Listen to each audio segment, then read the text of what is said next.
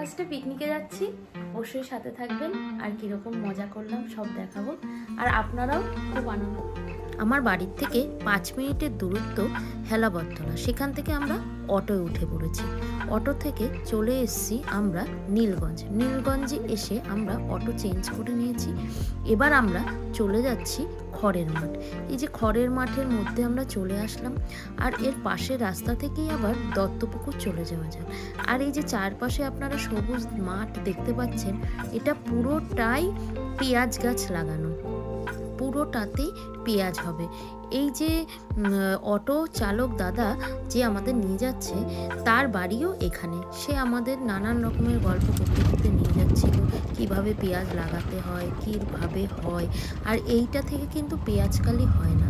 উনি বলছে এই যে এই জায়গাটা দেখাচ্ছে, এইখানে কিছুটা জমি ওনারও আছে। কথা বলতে বলতে আমরা অনেকটাই চলে আসলাম। আর এই পেঁয়াজগুলো নাকি বীজ থেকে হয়, যেভাবে ধান লাগানো হয় সেমভাবেই নাকি এই পেঁয়াজগুলো লাগানো হয়।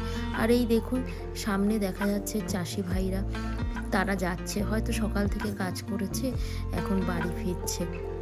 এখন এখানে প্রায় 9:30 বাজে। এই চলে আসলাম আমরা লাল ব্রিজ।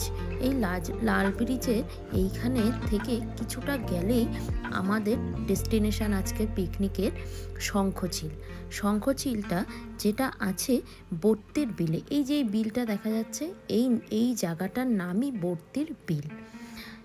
দেখুন এই যে চারপাশে এখন যে দেখতে পাচ্ছেন, এইগুলো কিন্তু সম্পূর্ণই সর্ষে গাছ, সর্ষে ক্ষেত। বিঘা বিঘা জমি নিয়ে এই দেখুন চাষি ভাইরা লাগিয়ে যাচ্ছে।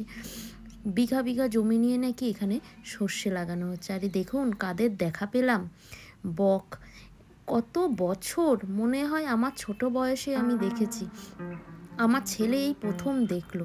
আসলে আমরা শহরের মধ্যে থাকি, এইসব জিনিস কোথায় পাবো দেখতে। আর ওই দেখুন দূরে আমাদের পিকনিক স্পট দেখা যাচ্ছে, আমাদের শঙ্খচিল। সামনে আমার হাজবেন্ড যাচ্ছে, আমি আবার বললাম যে একটু তাকাও। সে তো তাকাবে কি, সে তাড়া দিচ্ছে চলো চলো, দেরি হয়ে যাচ্ছে। এই দেখুন কি সুন্দর সর্ষে ক্ষেত। এখনো গাছগুলো বড় হয়নি, তবে কোথাও না কোথাও বড় গাছও দেখতে পারবো। এই দেখুন এগুলো সামান্য বড় হয়েছে। এত সুন্দর জায়গা, আমি তো গিয়ে অবাক। এই ঢুকে চলে আসলাম আমাদের পিকনিক স্পটে। আর এই যে দিদিকে দেখতে পেলেন, ইনি ওনার, ইনি সব অ্যারেঞ্জমেন্টটা ইনি আর এনার হাজব্যান্ড করছে। আর এই যে দূরে দাদা বসে রয়েছে, এই হচ্ছে আমাদের ফ্ল্যাটে। আমরা দুজন একই ফ্ল্যাটে থাকি, ওপরে নিচে। এই যে মন সামনে কথা বলছে আমার হাজব্যান্ডের সাথে, এদের সাথেই আজকে আমরা এসেছি। আর এই দেখুন সিম গাছ, কি সুন্দর সিম গাছ। এখানে মোটামুটি 4-5টা বেশি আমি সিম গাছ দেখলাম। আরও যে কত ধরনের গাছ। আর এই দেখুন শীতের ফুল সব লাগিয়ে রেখেছে, ছোট ছোট আম গাছ। এই ফুল গাছগুলো এত সুন্দর লাগছে জায়গাটা। আর এই হলুদ কালারের ফুলটা, এটা কি ফুল বলবেন তো, আমি ঠিক নামটা জানি না, আপনাদের জন্য জুম করে সামনে নিয়েই দেখালাম। এটা কি ফুল গাছ আমাকে একটু কমেন্ট করে জানাবেন তো। আর এই দেখুন একটা বিল, এই বিলে আবার ছোট একটা নৌকোও আছে। আর এই নৌকোটায় আমরা আবার চড়েও ছিলাম। এত সুন্দর জায়গাটা, আমি তো মুগ্ধ।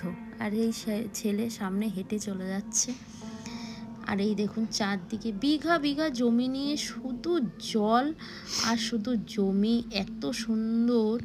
এই ছেলেকে দেখা দেখি আমিও একটু দোল খেয়ে নিচ্ছি, ছোটোবেলার স্মৃতি ফিরে আসছে। আর এইখানে আমরা বন্ধুরা সবাই মিলে গল্প করছি। আর সৌম্যর বাবা বলছে দাও তোমাদের একটু ভিডিও করে দিই। আর এই দেখুন দূরে এই পাখিগুলোর নাম নাকি শামুকখোল। এই পাখিগুলো নাকি আগে অনেক দেখা যেত, এখন নাকি অনেক কমে গেছে। তার কারণ এই পাখির নাকি মাংস খাওয়া যায়, তাই এখন আর নাকি এই পাখি বেশি দেখা যায় না। আর এই দেখুন আর এক জায়গায় চলে আসলাম, এখানে শুধু ধান ক্ষেত, বিঘা বিঘা জমি নিয়ে শুধু ধান ক্ষেত। এটা আশ্চর্যের বিষয়, এখানে কিছুটা জমি একই রকম ধান ক্ষেত, একই রকম সর্ষে ক্ষেত, একই রকম, মানে যেখানে যেটা লাগানো বিঘা বিঘা জমি নিয়ে সেই জিনিসটাই লাগানো। আর এই যে দেখতে পাচ্ছেন, এটা হচ্ছে পদ্ম নদী বললেই ভালো হয়, বিল আমি আর বলছি না, এত বড় দেখতে। আর এই যে এই চলে আসলাম আমরা সর্ষে ক্ষেত। এই সর্ষেগুলো খুব বড় হয়েছে, আমি বলছি ছিলাম তখন নিশ্চয়ই কোথাও বড় সর্ষে ক্ষেত দেখতে পাবো। আর কত বড়, সবই যা আছে তাই বিঘা, মানে আপনি আয়তনে আনতে পারবেন না যে এই জায়গাটা কত বড় আর কত সুন্দর। মানে সারাদিন কেটে যাবে এই দিকে তাকিয়ে থেকে। আমরা তো খাওয়া ভুলে গেছি এখানে এসে, মনে হচ্ছে খাবো না, শুধু ঘুরবো আর চারদিকে প্রকৃতিকে তাকিয়ে রেখে যাবো। আর এই দেখুন, মানে আমি ছোটবেলায় দেখেছি সেই বাবুই বাসা, তবে দুঃখের বিষয় একটাও পাখি দেখতে পেলাম না। সবাই ভালো থাকবেন, সুস্থ থাকবেন, আর এই ভিডিওর পরের পার্ট নিয়ে আমি অন্যদিন আসছি। ভালো লাগলে লাইক দেবেন।